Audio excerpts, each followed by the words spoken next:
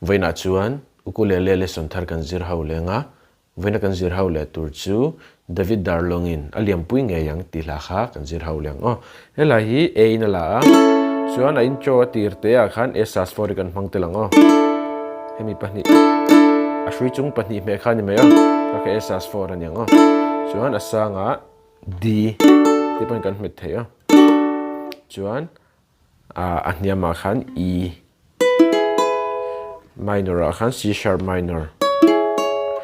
chuan F sharp minor chuan B minor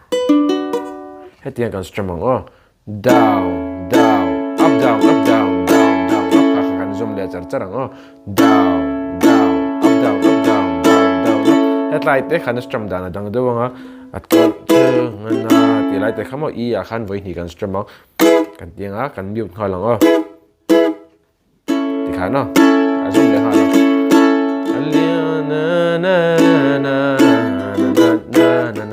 ti lai te kha chuan guitar lesson ka sima khan chord chete diklo lai mat lai te hi ti khana kalang B minor C sharp minor chuan D atopa F C sharp minor lu le abricha te khan mo rual pui lo sak mel moi ngei kha lo ton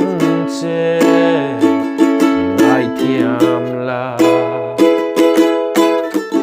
leng lo tu de duan kan zok sia lim kan leng la di cha ne yang che ya ka stamo la ne karam play min lenga uluk devini lo ngai thale don ne